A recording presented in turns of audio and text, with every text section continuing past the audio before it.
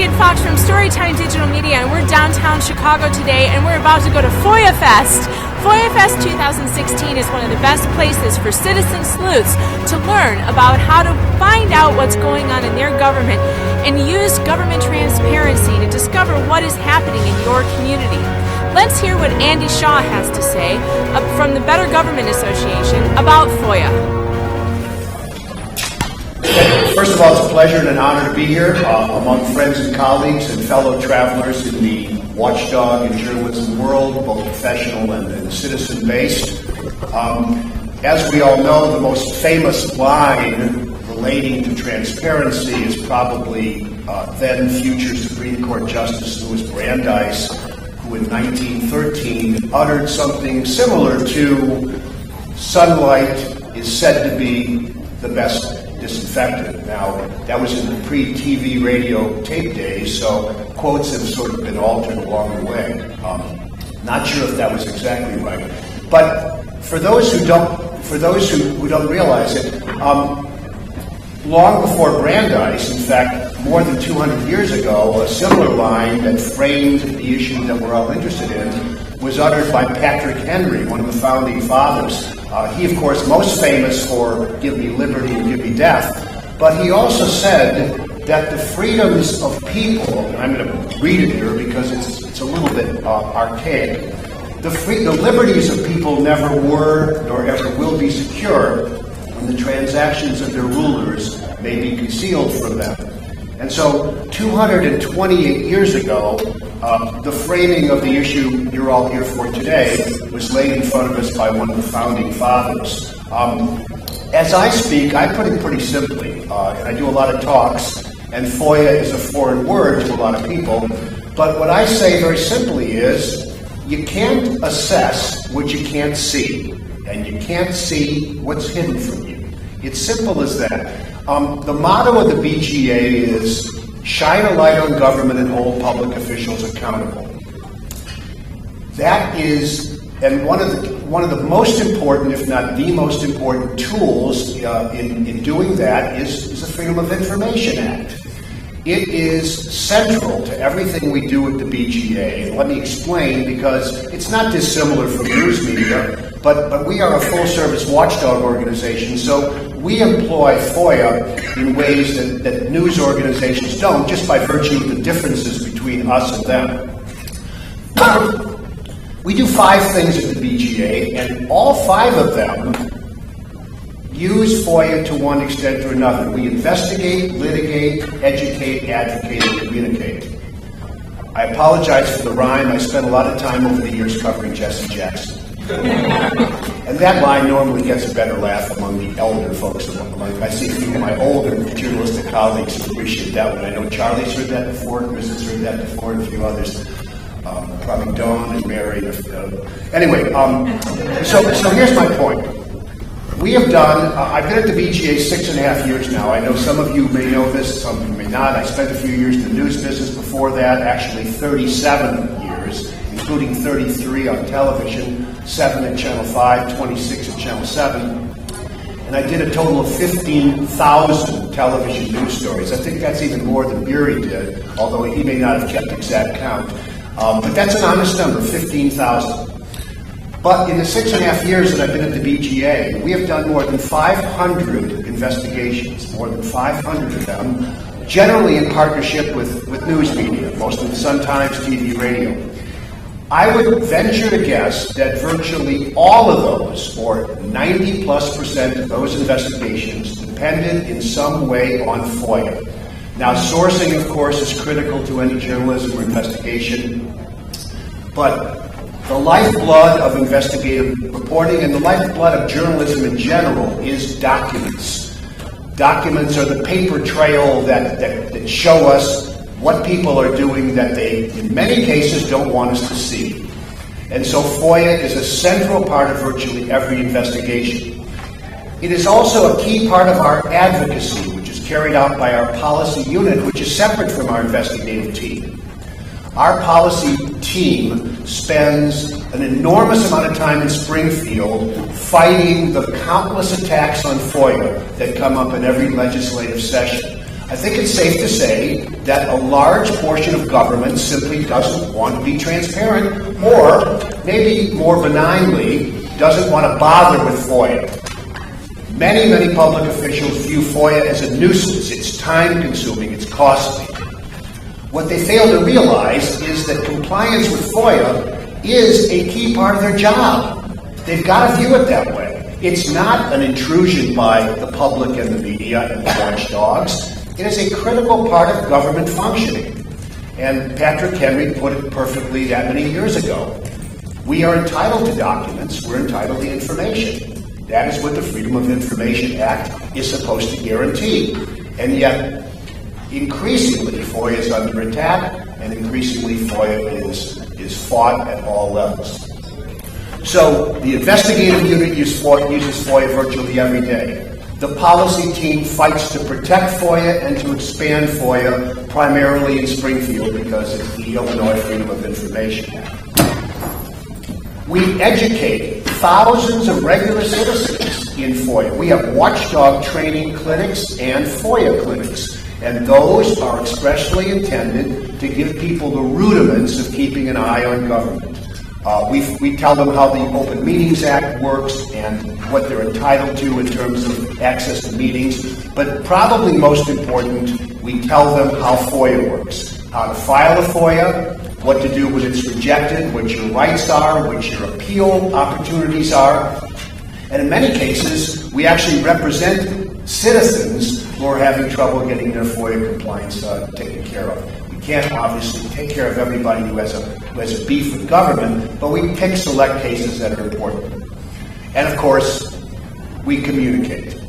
And we communicate like I'm here today, and we do it on television, on the radio. I write a column every week for the Sun-Times, and I went back and I've probably done a half dozen columns on things related to FOIA. In fact, Monday's column for the Sun-Times, which is also the subject of a conversation our main FOIA attorney, Matt Topic, is having on Channel 7 this morning. We do a segment every Saturday morning at 8:50 on Channel 7. It's called Weekend Watch. And the topic today is probably the most relevant current FOIA issue, which is the release of dash cam and body cam videos by police. And of course, the city is talking about a 60 to 90 day release cycle. We feel that's way too long, that in virtually all cases, videos ought to be released under the normal FOIA compliance rules, 5 business days, 10 on occasion, with exemptions, of course. But we feel that videos should be treated the same way as every other FOIA request. But when there's an exemption, when there's an extenuating circumstance, we think that the police department should have up to 30 days, maximum 60. That's my column in Monday Sun-Times. That's the current FOIA topic.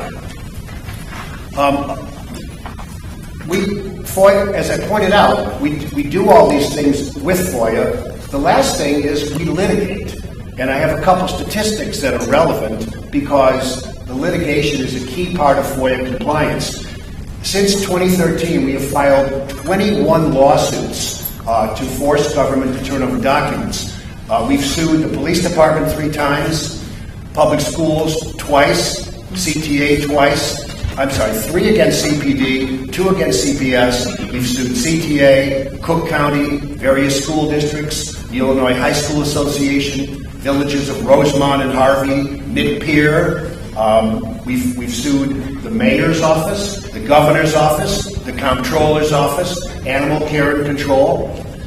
And I'm happy to say that we generally win the lawsuits and get the documents because we understand how FOIA works. So what's the problem out there? Well, there are various versions of it, and of course, in some cases, municipalities and units of government simply don't understand their obligation, and they stonewall, thinking that they don't have to turn documents over. So one function of lawsuits is education.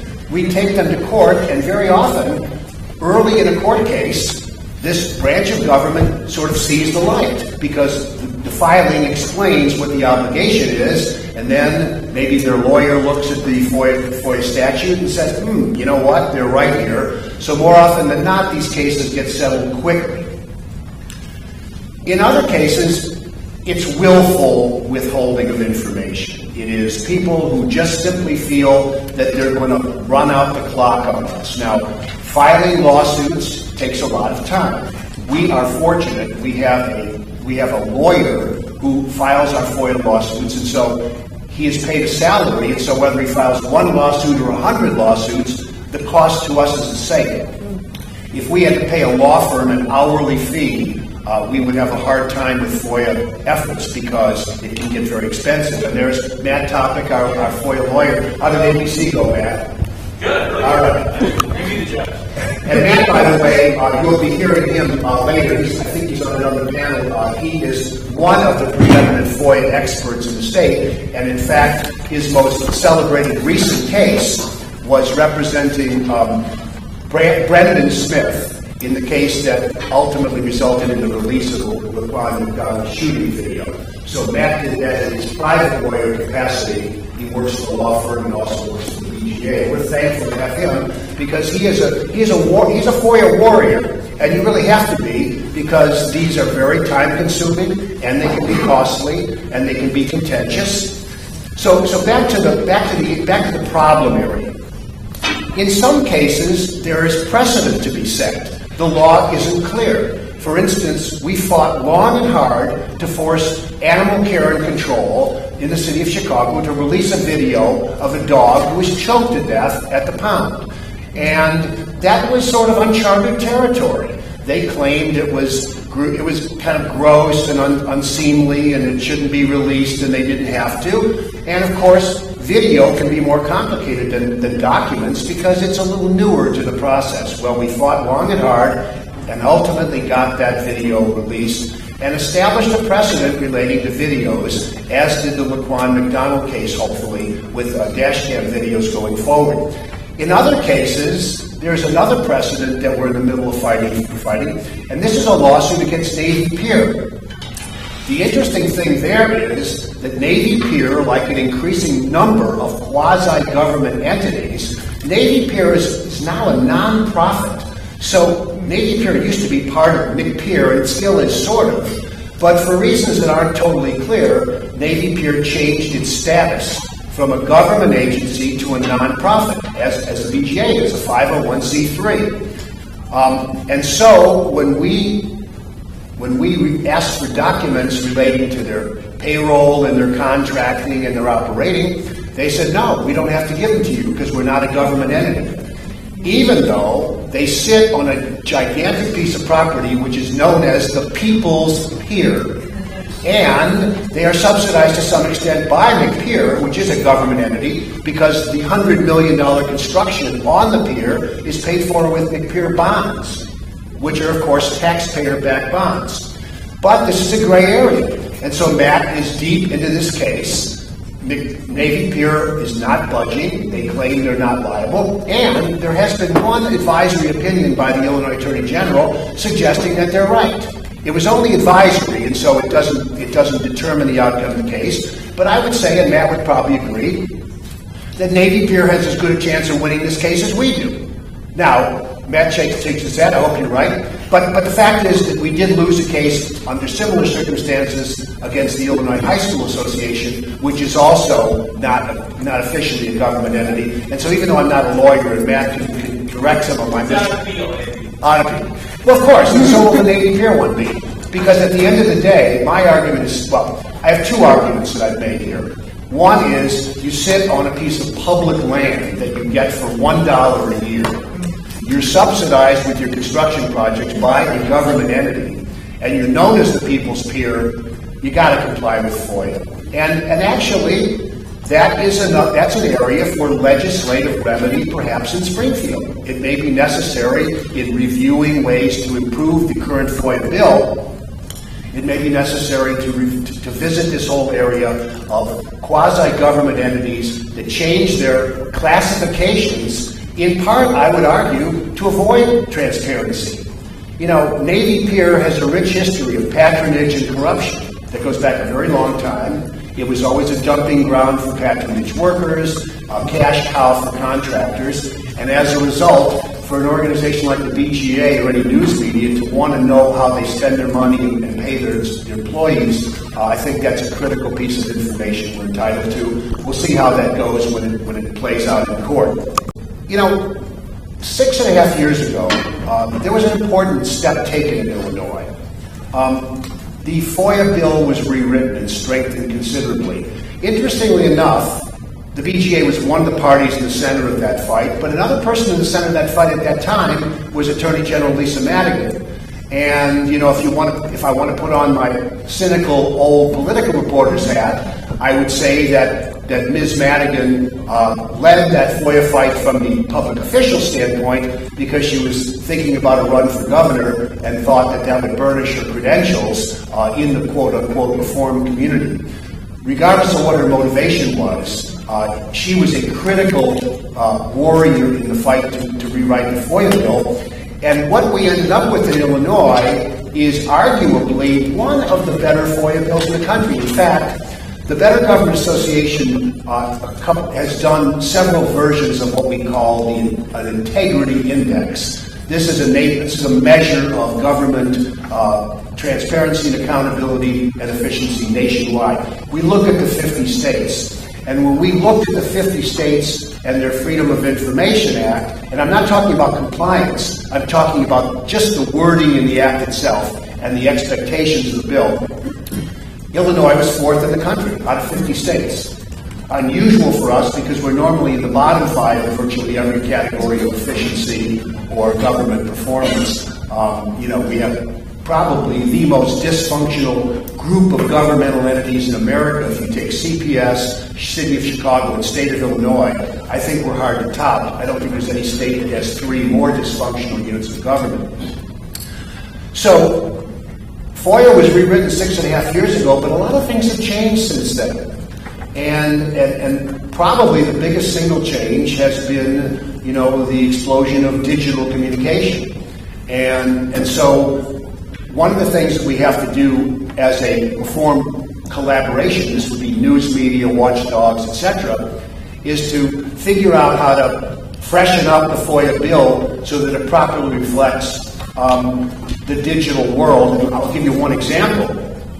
Private emails, which have been one of our most important topics. The mayor, the governor, and many others, and of course Hillary Clinton invented this controversy, and she helped shine the brightest light on it with her email server at her home. But the question is, what about private emails? We argue that they are as subject to FOIA as any others, and yet Rauner, and others have refused to give up private emails. And so that sparks another question.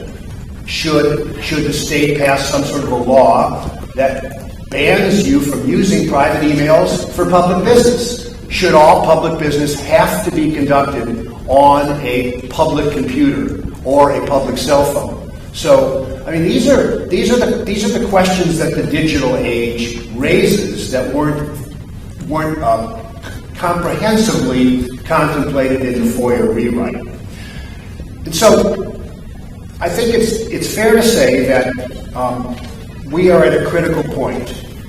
We have found organizationally that there is an increasing level of non-compliance. It's frightening in its largesse. More and more units of government simply don't comply with the requirements of FOIA. And in some cases, as I say, it's unintentional, they don't understand. In some cases, it's willful. And the willful aspect is not hard to understand. We take them to court, and it takes months, if not longer, to get a ruling. And guess what? It doesn't cost the public official a nickel. All the money that goes to fighting us is paid for by us. So this is the disconnect here, and this is the troubling thing. Tax dollars, of course, pay for government. Tax dollars pay for the fight against FOIA. Now, And even, and Matt knows this so well because he's not only been a warrior for FOIA, but a warrior for collecting fees when we win, and very often we end up with those fees. Matt was with a large law firm, and in those days, the fees were considerable, and the firm donated them to the BGA, so that was very nice. But those are tax dollars. So the public official who stonewalls us faces no consequence. Now, there should be a consequence. His or her constituents ought to be mad, but who pays attention to that sort of thing? And how many incumbents get penalized for any of their bad behavior? The broken election system is a whole different story for a different conversation. The fact that it's next to impossible to knock an incumbent out of office, that's for another topic. It's not for FOIA Fest. That's when we have the forum on the broken electoral system. But it's easy for government to stonewall because there's no consequence. And as a result, an increasing number of governments that should know better fight us. Sometimes, I mentioned a couple, sometimes there are questions. So a lawsuit against the village of Rosemont was an interesting one. Rosemont has a very lucrative convention center. And that convention center has really good business. And in fact, they had a couple of very, very well-attended, lucrative Garth Brooks concerts. Is that right, Matt? Was it Garth Brooks? Yeah. And so we wanted to know how many tax dollars went to subsidize the contract with Garth Brooks, because to attract talent, it's sort of like attracting business. You know, you give tax breaks and tax credits to bring a corporation or a big company to your area. In that same way, you kind of make it a nice deal for Garth Brooks to come here. You know, you find a way to make it comfortable and nice, and of course you pay them. And so we just asked appropriately, okay, how much did the taxpayers of Rosemont pay to bring Garth Brooks in? And how much money did you make out of it? Blah, blah, blah. The point was, again, public entity, public dollars. They said no. They said, and this is an interesting argument that is still being litigated, they said, we're not going to tell you that because it's a competitive issue. There are private arenas that also do this sort of business, and if we tell you what we paid Garth Brooks and how much we made, we would be at a competitive disadvantage against, say, the United Center or someplace like that. Well, you know what?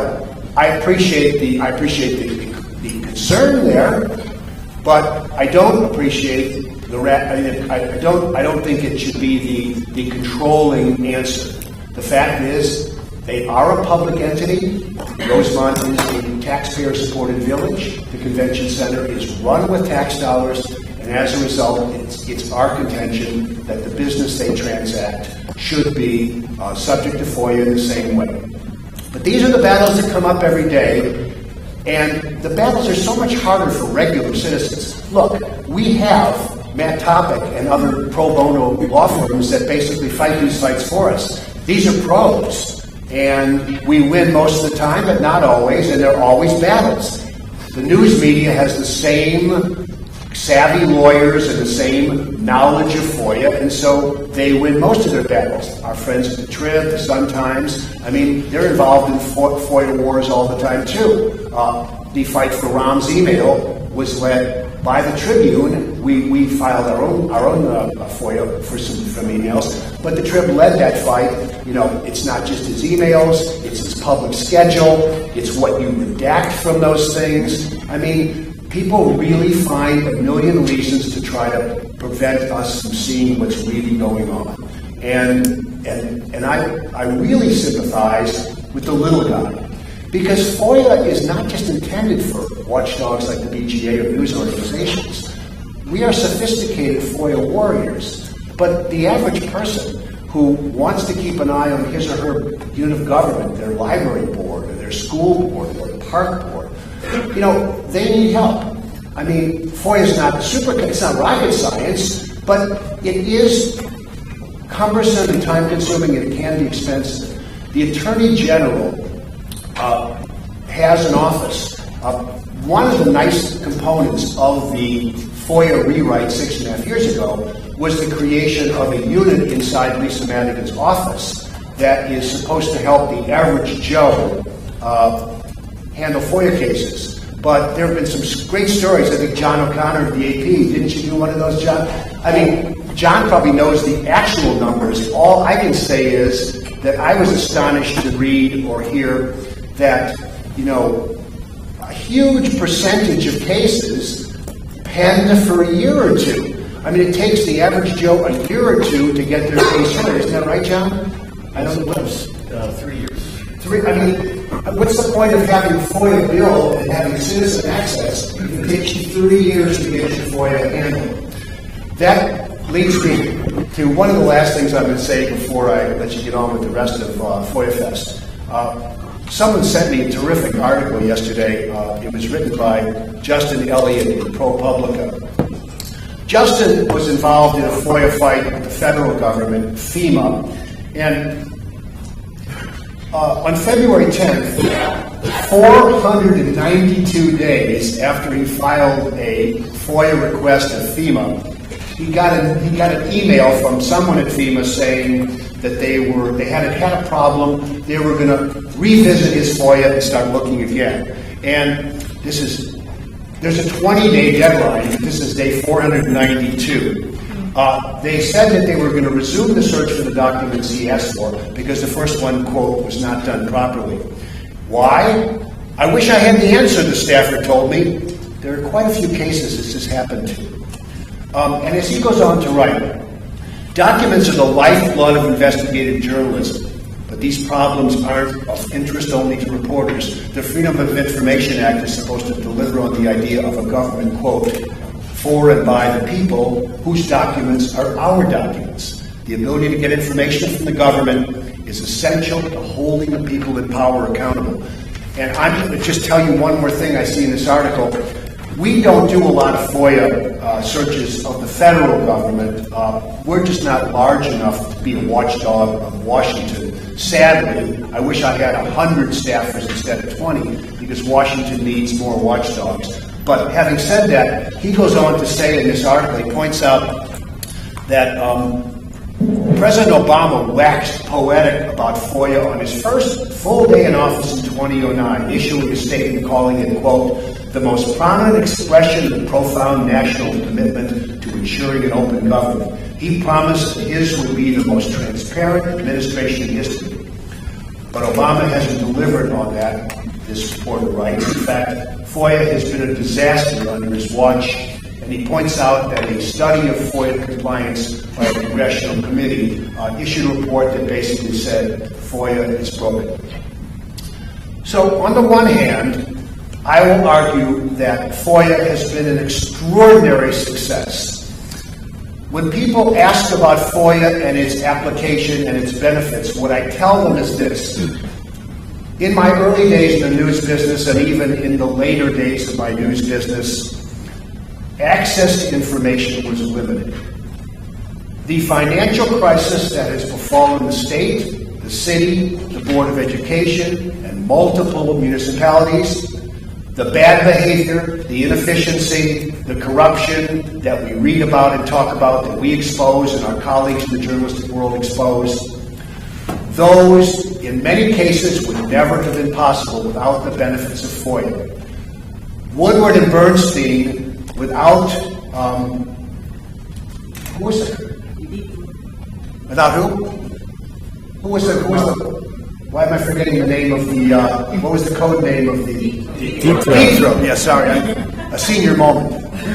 Without Deep Throat, there wouldn't have been Watergate because there was no way to get access to information. But the reason we understand the gimmicky finances that were used to prop up the city and the Board of Ed, all these instruments that only the movie only The Big Short explained properly, all those instruments that created the house of cards that are collapsing on CPS and the city of Chicago, and the pension liability for the state, all the things we now know about the cause of so much of our government dysfunction, it was made possible by FOIA.